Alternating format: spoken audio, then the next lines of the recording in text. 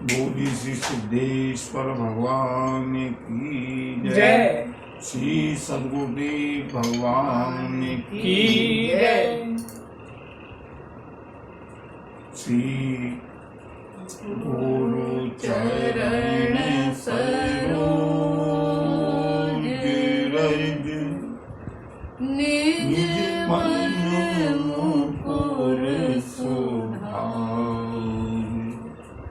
वर्णं रघुवर विमल यश जो दायक फल बुद्धिहीन तन जानिके सुमिरहु पवन कुमार बल बुद्धि विद्या देहु मोहि हरहु कलेश विकार। प्रेम के साथ प्रतिदिन की जय है।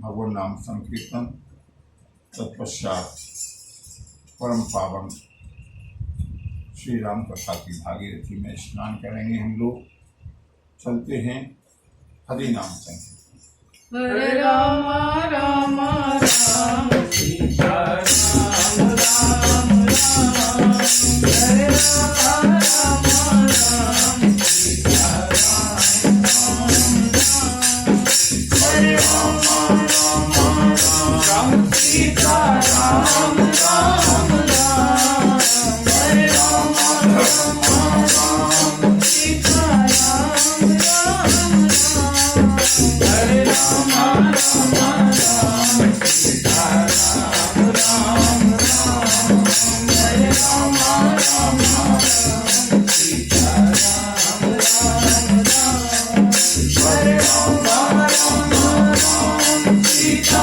राम राम राम हरे राम राम राम सीता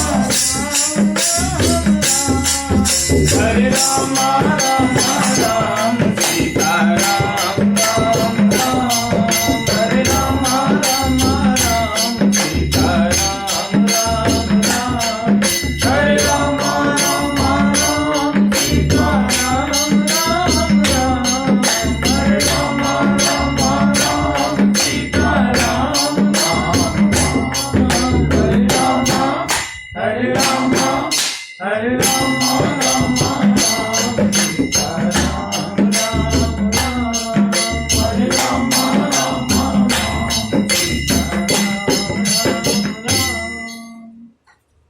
हरे राम राम राम सीता राम राम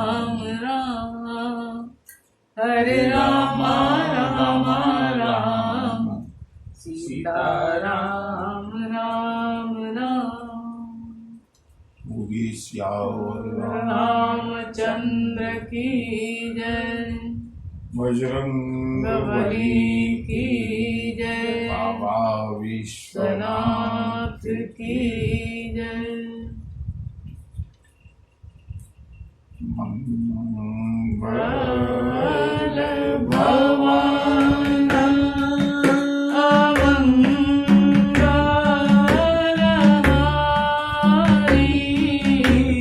मंगल भवन अमंगलहारी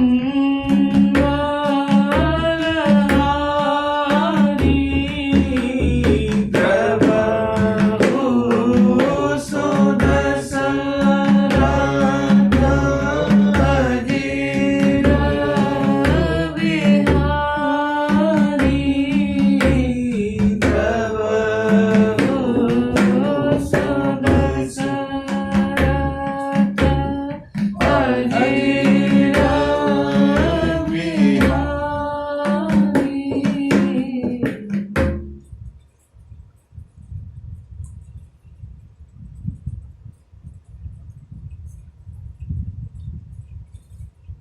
संसार की उत्पत्ति किससे हुई?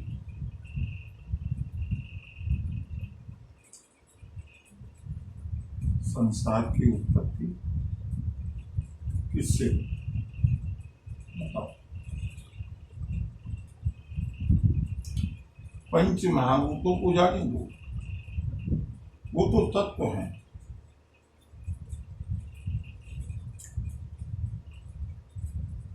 वो संसार नहीं है, वो तो सृष्टि है।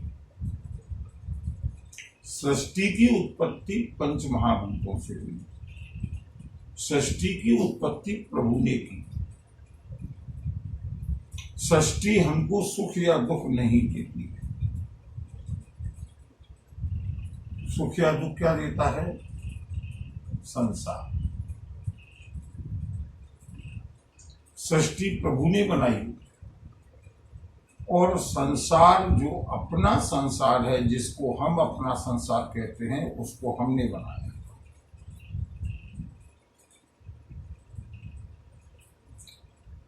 सृष्टि में कहाँ कितने चक्रवात, तूफान, झंझावात, भूकंप, दुर्घटनाएं होती हैं, हजारों लाखों लोग मरते हैं।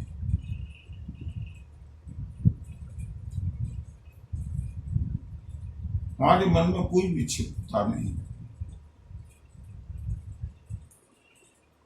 क्योंकि प्रभु की बनाई हुई सृष्टि है। प्रभु की बनाई हुई सृष्टि किसी को सुख या दुख नहीं देती।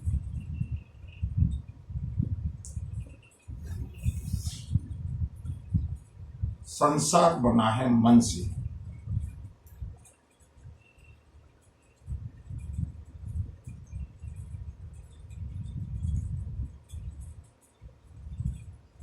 कल तक जो लड़की हमारे लिए एक साधारण लड़की थी, हमने मन से मान लिया कि ये हमारी पत्नी है।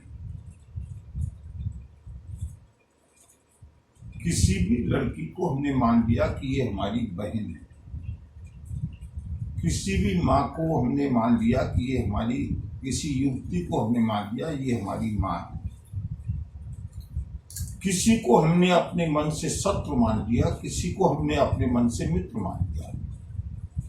शत्रु और मित्र कोई ईश्वर के यहाँ से ऐसा फरमा नहीं है जिससे कि मालूम पड़े कि ये सारे शत्रु हैं, ये सारे मित्र हैं। एक व्यक्ति का एक शत्रु है, वही किसी दूसरे का परम मित्र है। बने कैसे? मन की मान्यता से।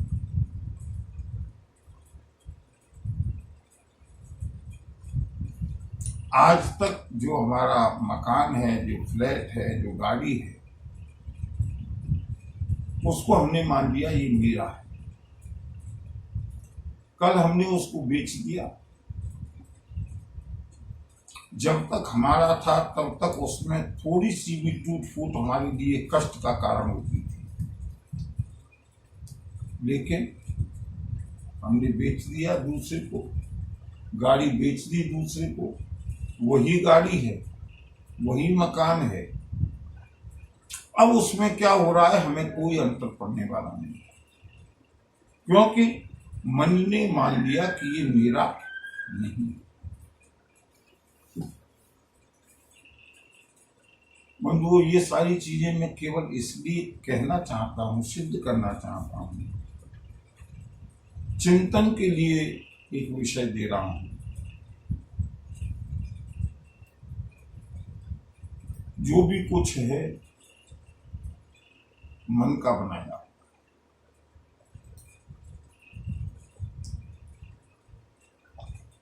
जो अब तक हमारा परम शत्रु है, उसने हमारा कुछ भला कर दिया, हमने मान लिया ये तो हमारा परम हितैषी है। अब वही जो हमारा शत्रु था वो हमारा परम मित्र बन गया। मन नहीं मान लिया।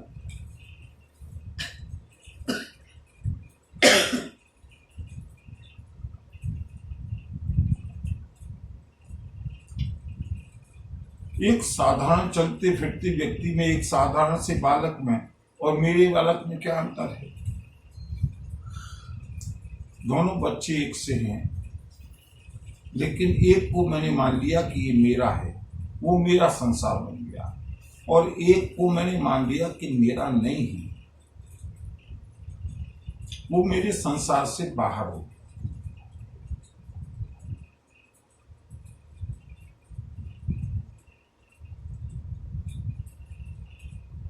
बंधुओं, जैसे हमने मन से सृष्टि अपनी बनाई है, ऐसे ही प्रभु ने इस सृष्टि को अपने मन से बनाया है। एको हम बहुश्याम, प्रभु के मन में संकल्प हुआ एक से अनेक होने का, सृष्टि की रचना करें।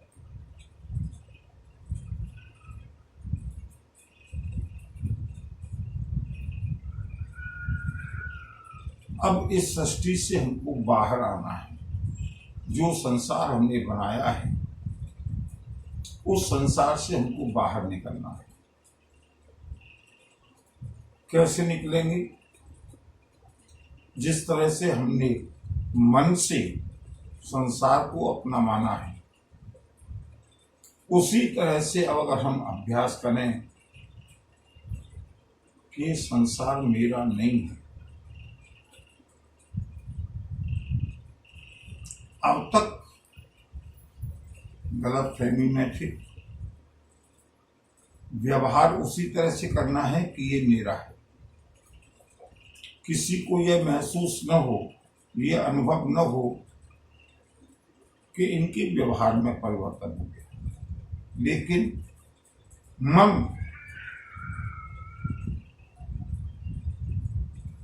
इस बात को धीरे धीरे स्वीकार करना प्रारंभ कर दे। मेरे तो गिरधर गोपाल दूसरो न कोई, जाके सिर मोर मुकुट मेरो पति सोई। मेरे तो केवल प्रभु हैं। बंधु, हमारी जितनी भी आसक्ति है वो केवल मेरे मानने से है। अगर हम इन आसक्तियों को प्रभु से जोड़ दें,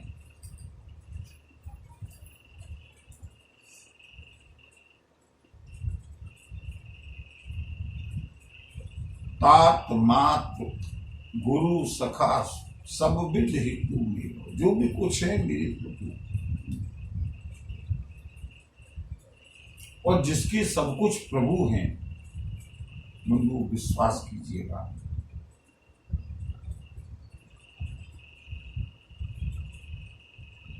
अगर हमने उसको अपना माना है तो ये निश्चित है, अगर श्रीमद् भगवद गीता सत्य है, ये यथा मां प्रपद्यन्ते, श्रीमद् भगवद गीता, तथैव भजाम्यहम्। हे अर्जुन, जो मुझको जैसा जिस भाव से भजते हैं, मैं भी उसी भाव से उनका भजन करता हूं। अगर हमने ये मान लिया कि प्रभु मेरे हैं, तो इसमें कोई दो राय नहीं, कोई शक की गुंजाइश नहीं कि प्रभु ने भी मान लिया कि ये मेरा है। और जिसके ऊपर प्रभु का हाथ है,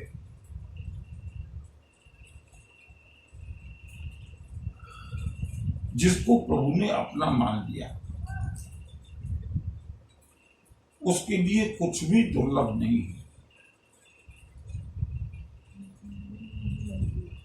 वो जो कह दे वही सत्य है।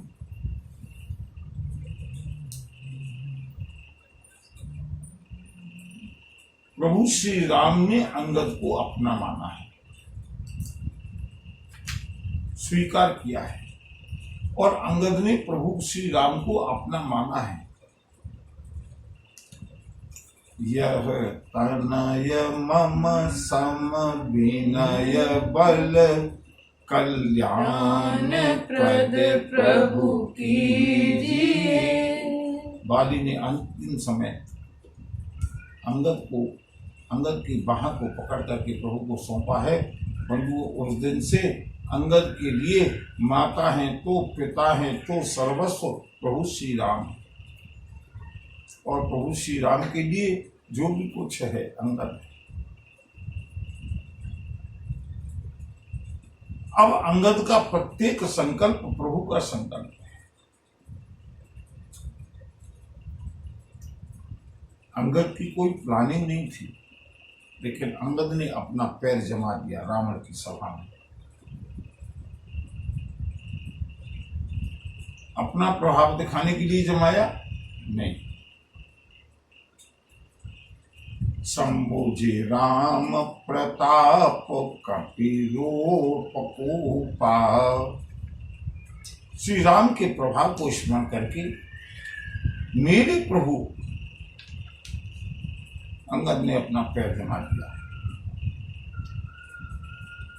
और बंधुओं, तर्क चाहे हम कितने ही करते रहें, शंकाएं कितनी ही करते रहें कि अंगद को ऐसा कहना चाहिए, नहीं कहना चाहिए, लेकिन सही बात यह है अंगद ने कुछ कहा ही नहीं। ये समर्पण की कथा है।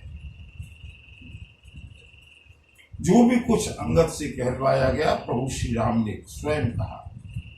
फिर राम सीता मैं हारी।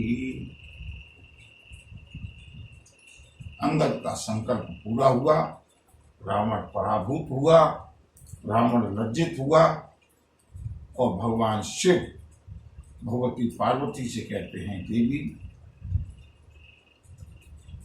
राम सिया राम, सिया राम जय जय राम, राम सिया राम, सिया राम जय जय राम। उमा राम की भ्रकुटी विलासा, होहि विश्व पुण्य पावई नासा। तृणते पुलिस पुलिस तृण करई,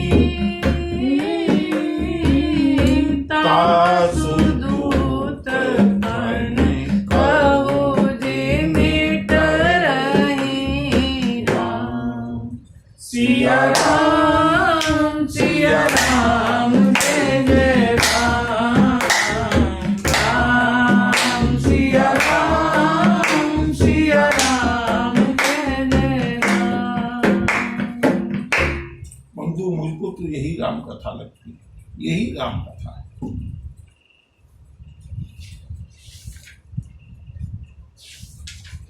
जिस समय दंडकारण्य में भगवान शिव पधारे हैं, भगवान शिव ने कहा कुंभज ऋषि से,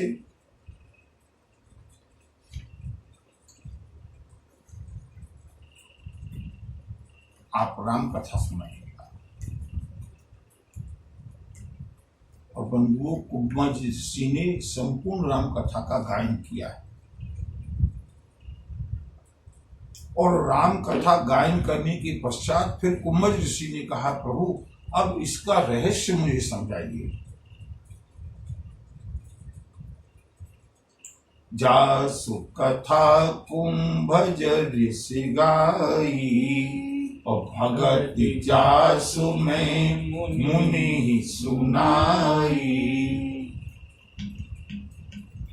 बंधु, जैसे दही मथा जाता है ना, तो उसमें से जो मक्खन होता है वो ऊपर आता है। ये मक्खन है राम कथा का। और ऐसी जगहों पर मेरा मन खूब बनता है।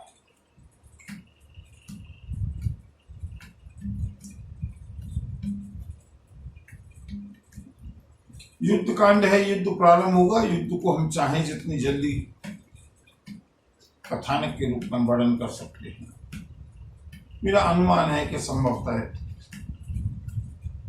विजयदशमी के अवसर पर जब रावण का दहन होगा, उस समय तक संभवतः हम भी रावण के वध तक का प्रसंग पूरा कर पाएंगे। प्रयास करेंगे, नहीं होगा तो थोड़ा शीघ्रता भी कर सकते हैं, लेकिन जो एक चौपाई ही कथा के लिए काफी है। भगवान शिव कहते हैं, देवी उमा माँ राम की भ्रकुटि विलासा, जिन मेरे प्रभु की भ्रकुटि के इशारे मात्र से होई विश्व पुनि पावई नासा। संकेत मात्र से विश्व की रचना होती है, सृष्टि की रचना होती है, और संकेत मात्र से सारी सृष्टि का लय हो जाता है। तृणते कोलिस, जो तिनके को वज्र बना सकते हैं, और कोलिस तन करही, वज्र को जो तिनका बना सकते हैं, तृण बना सकते हैं। तासु दूत पुन कहु कि मिटरई, उसके भक्त ने, उसके दूत ने जो भी कुछ कह दिया वो भला टलने वाला कैसे है। सारी शंकाओं का समाधान बिना मानसिक व्यायाम किए हुए इतने में हो जाना चाहिए।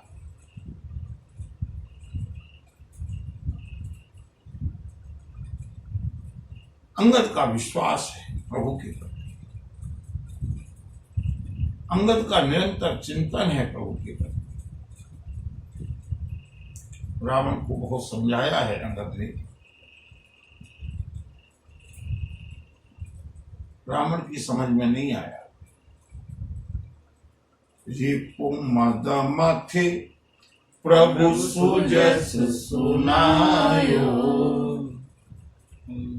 शत्रु के अहंकार को दूर करके बाली पुत्र अंगद ने प्रभु श्री राम का यश गान किया। और यह कही चलो बाली नृप जायो, अंत में राजा बाली का पुत्र अंगद यह कह करके चला रावण की सभा में से, ऐ दशानन, ऐ लंकेश, हतौन खेत खिलाई खिलाई, तोहि अवहि करम बढ़ाई। सिया राम सिया राम, जय जय राम, राम सिया राम सिया राम, जय जय राम।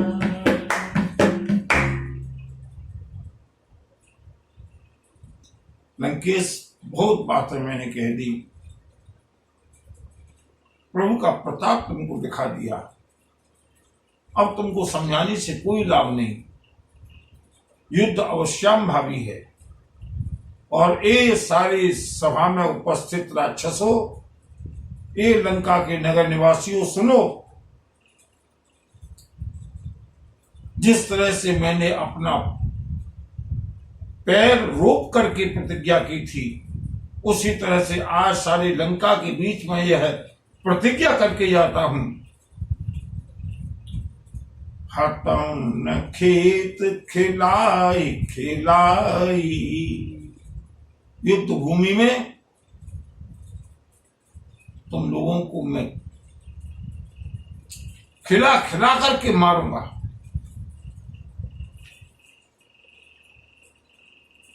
ए लंकेश, अब तुमसे भेंट युद्ध के मैदान में होगी। तुझसे अब मैं क्या प्रशंसा करूं अपने बल की, प्रभु के श्रेयस की।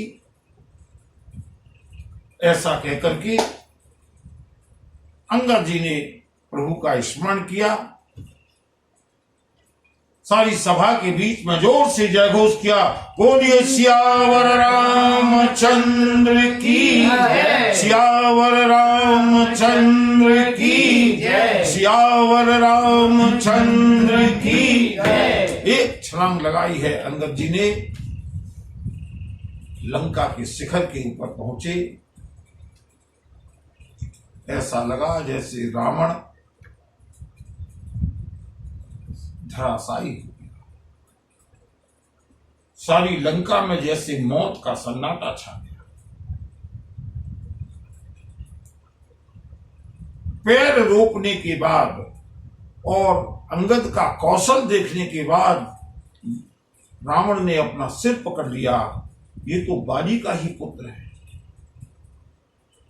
जिस वाली ने मुझको कांख में दबा करके रखा था, उसका पुत्र आज राम की ओर है। अंजनी पुत्र हनुमान राम की ओर है। जामवंत राम की ओर है। नल नील मयंक राम की ओर है। द्विविध राम की ओर है। राम और लक्ष्मण स्वयं पुण्य सिर पर प्रभु राम।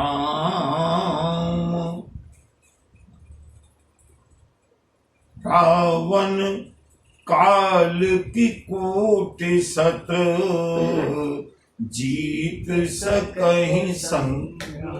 सुख का वह संदेश रावण के कानों में गूंजने लगा। क्या करोड़ों काल मिलकर भी राम को जीत पाएंगे? एक बानर आया, मेरे एक पुत्र का वध करके चला गया। दूसरा बानर आया, प्रथम ही तासु तनय कपि मारा सो सुनि रावण भयउ दुखारा।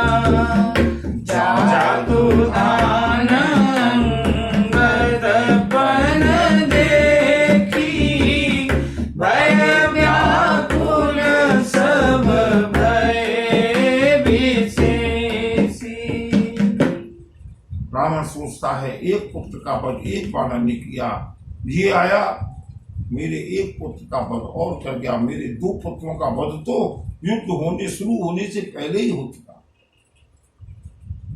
अत्यंत दुखी हुआ है रावण। आज रावण का सारा घमंड चूर चूर हो गया। जातु धान अंगद पद दे पन देखी। लंका वासियों ने, राक्षसों ने अंगद के प्रण को देखा कि अंगद के पैर को हमारे महाराज भी हिला नहीं सके। हमारे महाराज को भी नीचा देखना पड़ा। हमारे युवराज मेघनाद भी परास्त हो गए। उसी बानर ने प्रण किया है कि सारी लंका के राक्षसों को खिला खिला करके युद्ध में मारूंगा।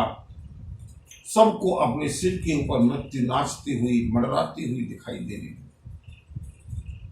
सब व्याकुल हो गए, दुखी हो गए। उधर रिपु बल धर से हर से कपि बाली तनय बल पुंज पुलक शरीर नयन जल। गहे राम पद कंज। बंधु उधर बाली नंदन अंगद रिपु बल धर से शत्रु के बल को धराशायी करके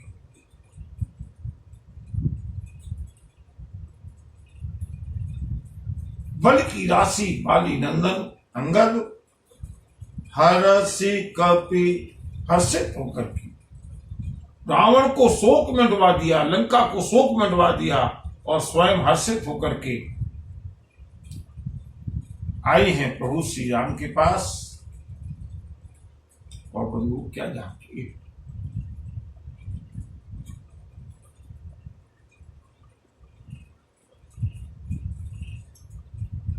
पुलक शरीर नयन जल।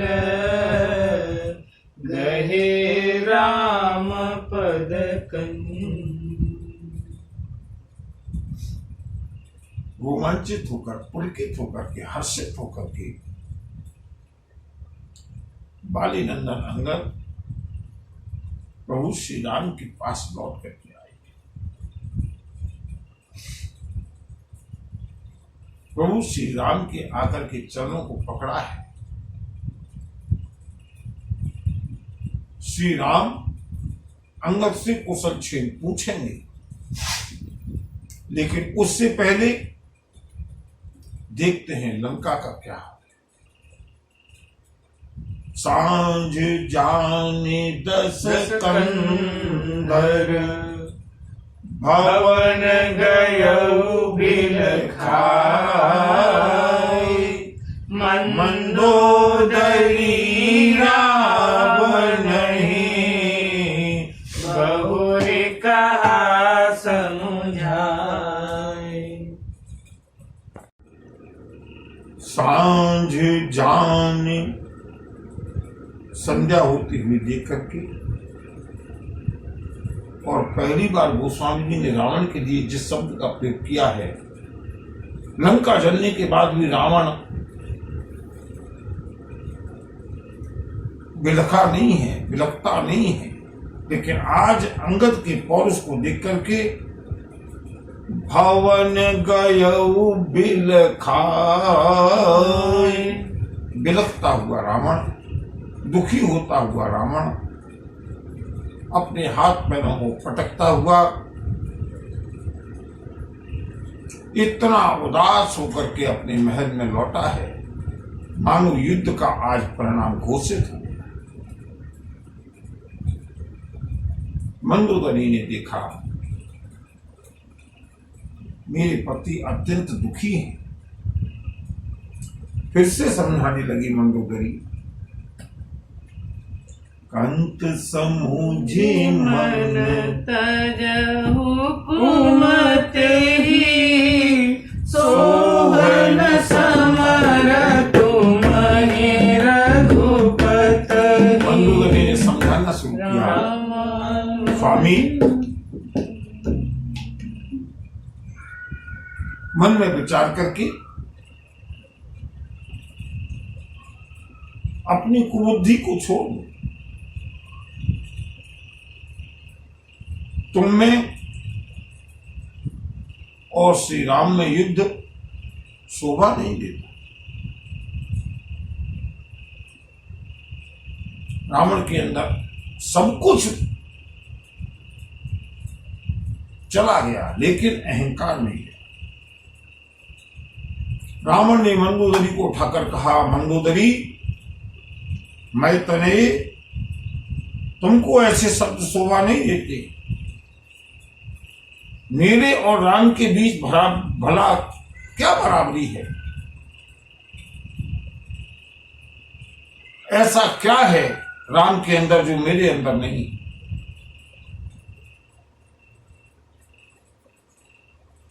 मंदोदरी ने कहा, सुनिए नाथ और बंधुओं, गोस्वामी जी ने उस प्रसंग को जो वहां पर छोड़ दिया था, यहां मंदोदरी कहती है, याद दिलाती है। स्वामी, बराबरी की बात जाने दीजिए। रामानुज लघुरीक खचाई, सो नहीं नागे हो सिर मनुसाई। रामानुज लघुरीक खचाई, सो नहीं नागे हो सिर मनुसाई। मेरे नाथ, तुममें और राम में क्या बराबरी है? युद्ध होना बाद की बात है, बाणों का चलना बाद की बात है, शक्तियों का चलना बाद की बात है। राम ने नहीं, राम के छोटे भाई ने एक छोटी सी रेखा खींची थी, जिसे लक्ष्मण रेखा कहते हैं, और आपका पुरुषार्थ तो उसी दिन दिखाई दे गया, आपका पुरुषत्व तो उसी दिन प्रमाणित हो गया कि आप उस लक्ष्मण के द्वारा बनाई गई छोटी सी रेखा को भी पार नहीं कर पाए। ये तुम ताही जीतव संग्राम, जाके दूत फेर यह काम।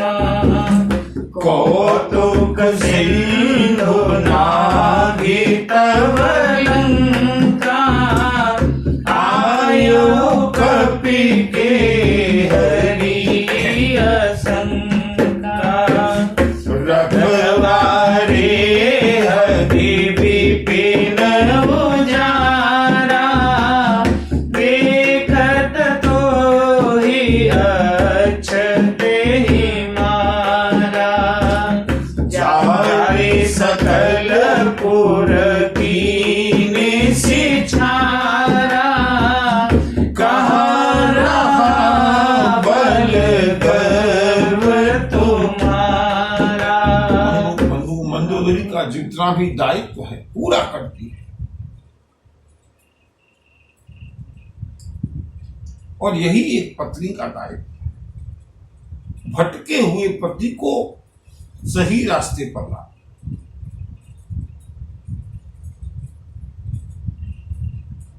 हे प्रियतम, आप जिनको युद्ध में जीतने की बात करते हैं उनको जाने दीजिए। उनके एक दूत का जो काम है उसको उससे लंका आज तक करा रही है। खेल खेल में समुद्र को लांग करके एक बानर आता है, निर्भीक होकर के आता है। आपकी लंका का, आपके राक्षसों का उसे कोई डर नहीं। आपकी प्रियतम अशोक वाटिका में आपके जितने भी बलशाली योद्धा थे, रखवाले थे, उनको देखते ही देखते मार दिया। सारी अशोक वाटिका का विध्वंस कर दिया। और महाराज, आपके देखते देखते आपके सामने आपके द्वारा भेजे गए आपके पुत्र अक्षय कुमार का वध कर दिया। सारे नगर को जला करके भस्म कर दिया, राख कर दिया। स्वामी, मैं पूछती हूं, उस समय तुम्हारा बल और तुम्हारा अहंकार कहां गया? अब पति मृषा गाल जन मारहो मोर कहा कछु हृदय विचारहो पति रघुपति न पति जन मानहु अग जगन्नाथ तुल बल जानहु बाण प्रताप जान रीचा तासु कहा नहीं माने नीचा जनक सभा गणित भूपाला कहे तुम बल तुल विशाला अन्य धनुष जान की भी आई तब संग्राम जीते हो किन तारी सुरपति सुत जानहि बल थोरा राखा जियत आँख गई सूपन खा के गति तुम देखी तदपि हृदय नहीं लाज विशेषी। स्वामी, व्यर्थ में गाल बजाने से कोई लाभ नहीं है।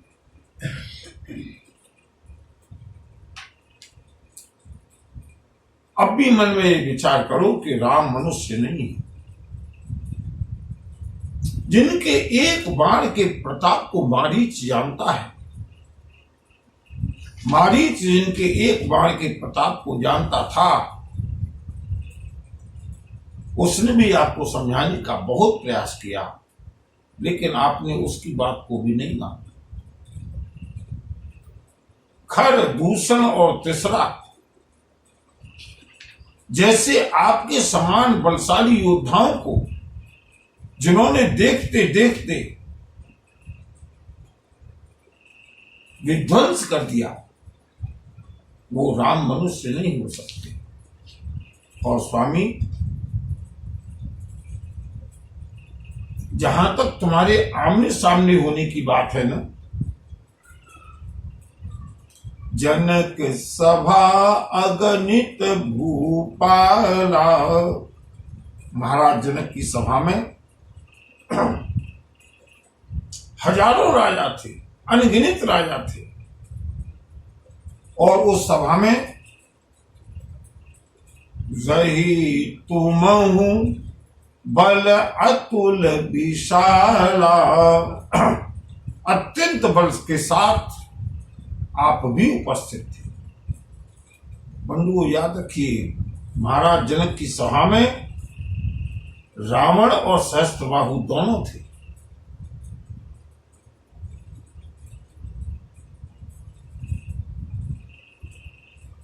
और वहां पर भी गोस्वामी जी ने लिखा है, रावण बाण छुआ नहीं चापा, हारे सकल भूप करी दापा।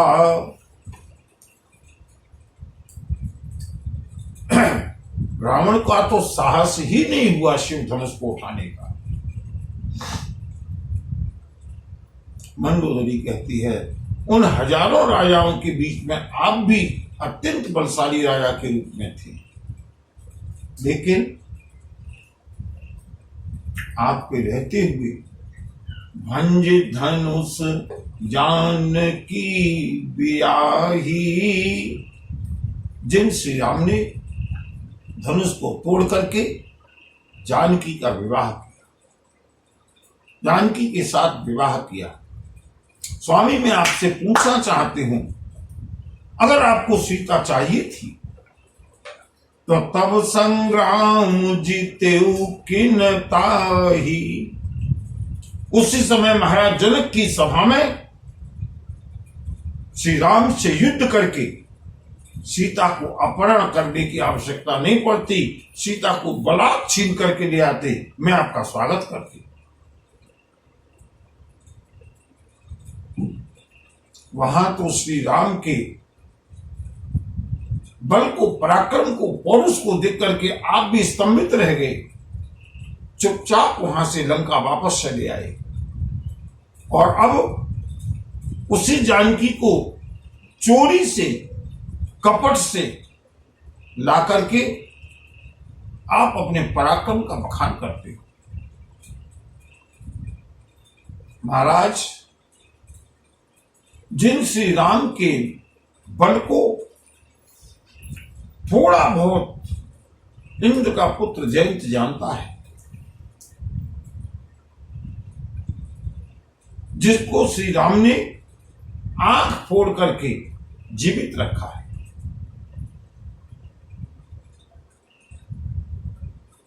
और सबको जाने दीजिएगा महाराज, सूर्पनखा के गति तुम देखी। सूर्पनखा की गति तुम्हारी बहन है, सूर्पनखा माजाई बहन है, उसकी दुर्दशा को तुमने देखा, लेकिन तुम्हारे हृदय में जरा भी लज्जा नहीं आई।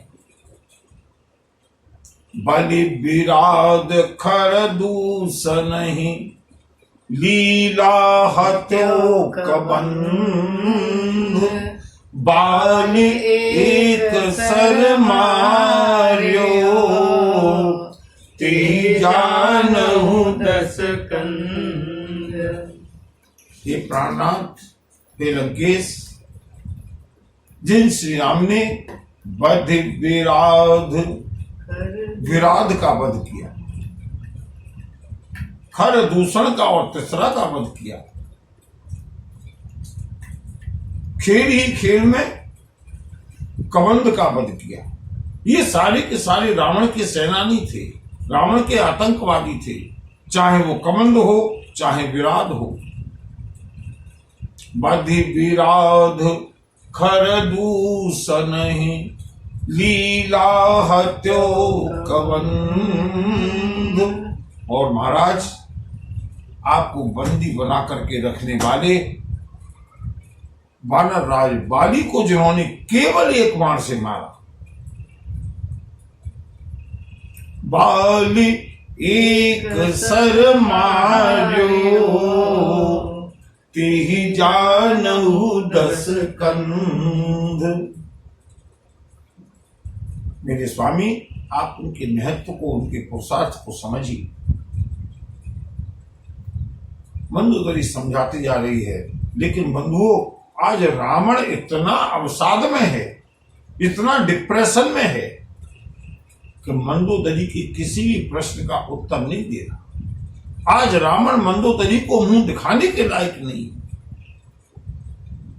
आज रावण अपने बल की डीग नहीं मार रहा।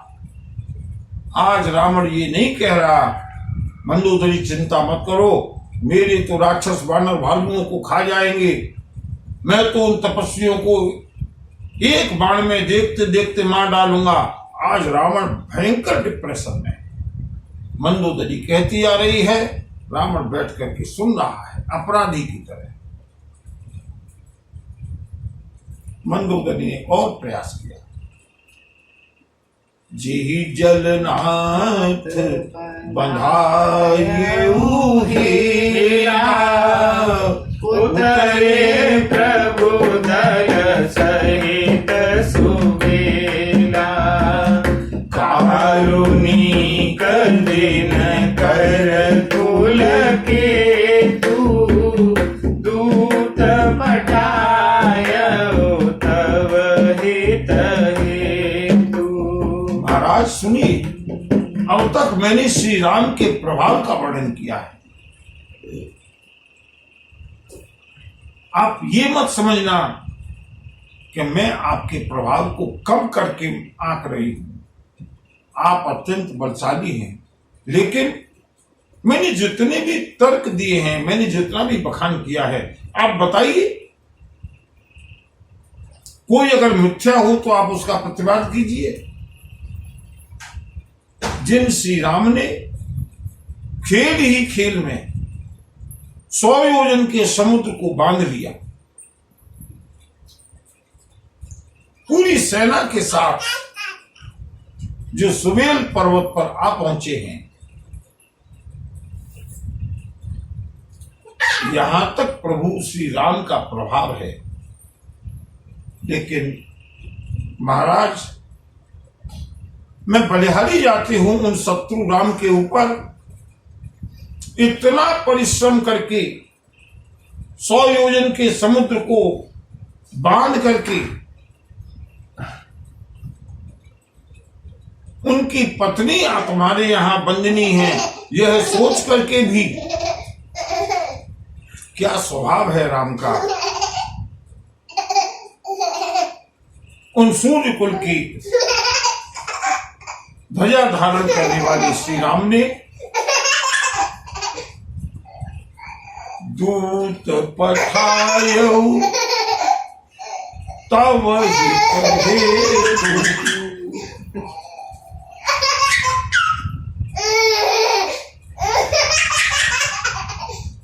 तुम्हारे कल्याण के लिए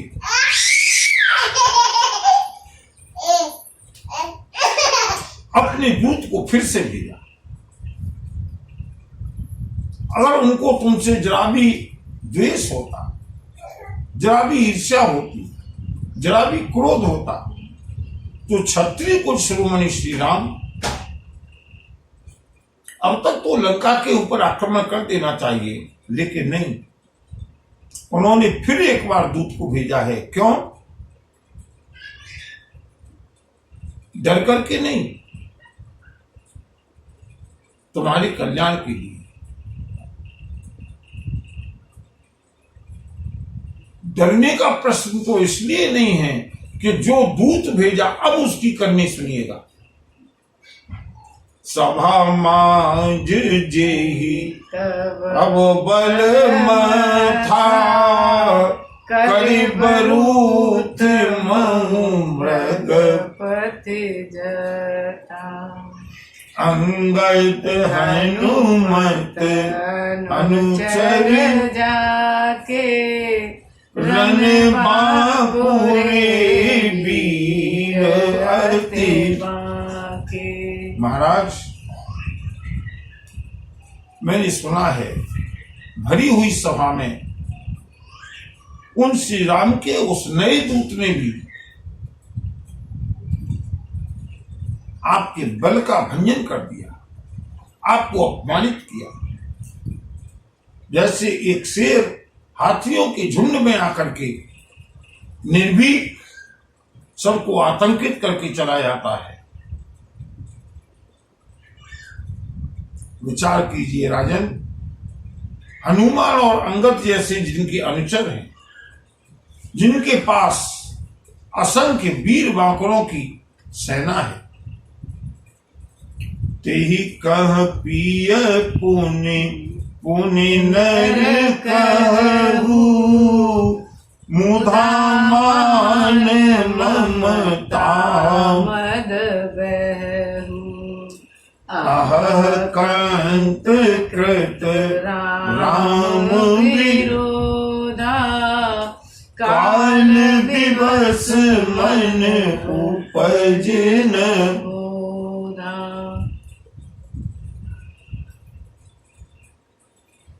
मेरे प्राणनाथ, उन श्री राम को भी आप बार बार मनुष्य कहते हैं। व्यर्थ में अपने अहंकार, अपनी ममता, अपने गर्व में आप बहे जा रहे हैं। श्री राम से अगर आप विरोध नहीं छोड़ते हैं, उसका केवल एक कारण है, काल विवश मन उपज न बोधा। ऐसा लगता है कि काल के वश होने के कारण आपके मन में ज्ञान उत्पन्न नहीं हुआ। काल दंड गही काहू न मारा, हरई धर्म बल बुद्धि विचार। बंधु, बहुत महत्वपूर्ण चौपाई मंदोदरी ने जो समझाया है रावण को, और ये केवल मंदोदरी ने नहीं समझाया है, ये बंधु हम सबके समझने लायक।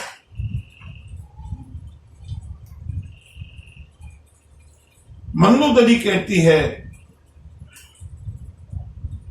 किसी की मृत्यु, किसी का काल डंडा लेकर के उसको मारने के लिए नहीं आता, लाठी लेकर के मारने के लिए नहीं आता। जब किसी का काल आता है, कोई न कोई बहाना बनता है। बंधुओं, हमारे सामने 10, 20, 50, 100 हो सकता है, हमने सैकड़ों लोग देखे हों काल के वश में होते हुए। किसी के सामने काल ऐसा कहकर के नहीं आया कि मैं आया हूं और तुझको मारूंगा। किसी को हार्टफेल का बहाना है, किसी को महामारी का बहाना है, किसी को कैंसर का बहाना है, किसी को दुर्घटना का बहाना है, किसी को आत्महत्या का बहाना है। ये सब बहाने हैं। काल अंतिम गति है, और जब काल आता है तो मालूम कैसे पड़ता है कि काल आने वाला है? हरई धर्म बल बुद्धि विचारा। नोट कर लेना बंधुओं इस बात। ये मंदोदरी की बात कोट करने लायक है, रावण की बात कोट करने लायक नहीं है। मंदोदरी नीति का उपदेश कर रही है। स्वामी काल किसी को लाठी लेकर के मारने के लिए नहीं आता। विनाश काले विपरीत बुद्धि। जब किसी का काल निकट आता है ना, तो वह मनुष्य धर्म, बल, बुद्धि, विचार सब छोड़ देता है, सब विपरीत हो जाते हैं। और जिस व्यक्ति का विचार विपरीत हो जाए, विवेक विपरीत हो जाए, बल विपरीत हो जाए, धर्म के विपरीत जो आचरण करने लगे, समझ लेना चाहिए अब इसकी दुर्गति होना अवश्यंभावी। अब ये काल के वश में है। निकट काल जेहि आवत साई, तेहि भ्रम होए तो मारे नाही। महाराज, जिसका काल निकट आता है ना, उसको तुम्हारी ही तरह भ्रम हो जाता है। अब तक जो हुआ सो हुआ। देखिए मंदोदरी कितने उदार हृदय है। महाराज, अब तक जो हुआ सो हुआ। दुई सुत मरे, आपके दो पुत्रों का वध हो गया। दहेउपुर, आपकी लंका आग की भेंट चल गई। अजहू पूर पिय देहु। हे प्रियतम, दो पुत्रों की मृत्यु को भूल जाइए। अभी तो आपका परिवार बहुत बड़ा है। दो पुत्रों के लिए अपने पूरे सारे पुत्रों को बलि मत चढ़ाइए। दो पुत्र मारे गए, लंका का विध्वंस हो गया। अभी भी ये जो क्षति हुई है इसकी पूर्ति कर लीजिएगा। दुई सुत मरे दहेउपुर, अजहु पूर पिय देहु। कृपा सिंधु रघुनाथ भजे, नाथ बिमल जस लेहु। हे मेरे नाथ, जो गलत हो गया सो हो गया। अब उस नुकसान की पूर्ति केवल एक तरीके से हो सकती है, प्रभु श्री राम की शरण में चलिए। और बंधु, मैं आपको महत्वपूर्ण बात ये बताना चाहता हूं कि राम की शरण में चले जाओ या जानकी को दे दो, ये दो बातें रावण को सहन नहीं। चाहे मंदोदरी हो, चाहे पिता हो, चाहे पितामह हो, चाहे भाई विभीषण हो, चाहे नाना हो, चाहे दूत हो, जिस किसी ने ये बात कही रावण ने उसको दुत्कार दिया।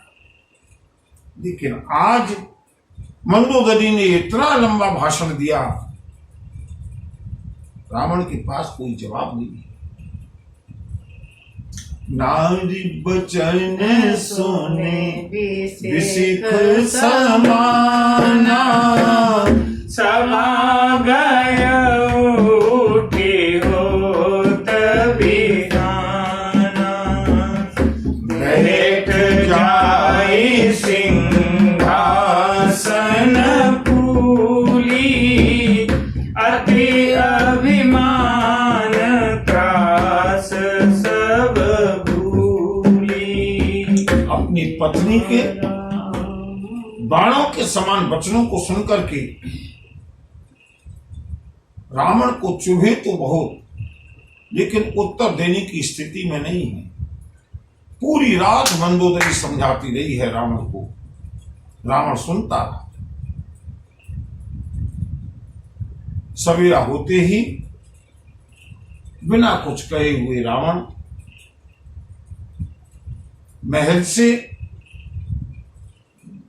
अपने सभागार में पहुंचा है। बैठ जाय सिंहासन फूली, अभिमान के कारण अपने सारे भय को भुला करके, सारी घटनाओं को भुला करके फिर से अपने अनुसरों के बीच में जाकर के रावण बैठा है। रावण लंका में बैठा है अपने अनुचरों के साथ। और बंधुओं, इधर मैंने कहा ना, गोस्वामी जी के शब्द चयन का ध्यान रखिएगा, कभी चूक नहीं होती। रावण का पूरा वृत्तांत सुनाने के बाद प्रभु श्री राम के पास आते हैं गोस्वामी जी लौट करके। यहाँ राम अंगद ही बुलावा, आई चरण पंकज सिरुनावा। यहाँ राम अंगद ही बुलावा, आई चरण पंकज सिरुनावा। प्रभु श्री राम ने अंगद को बुलाया। अंगद ने आकर के प्रभु को प्रणाम किया। रात्रि बीत गई, पूरी रात्रि का विश्राम दिया है श्री राम ने अंगद को। प्रातःकाल होते ही सारे वानर भालुओं के बीच में प्रभु अंगद का सम्मान करना चाहते हैं। अंगद को बुलाया है। अंगद ने आकर के प्रणाम किया। और बंधुओं, अंगद ने क्या कुशल समाचार सुनाया है लंका का, और प्रभु श्री राम ने कैसे सम्मानित किया है अंगद को। और अब इसके बाद में सीधे रावण के ऊपर आक्रमण की तैयारी, आगे का वृत्तांत प्रभु इच्छा से हम आगे के दिनों में देखेंगे। बोलिए भक्त वत्सल भगवान की जय। नमः पार्वती पतये हर हर महादेव। जय गुरु।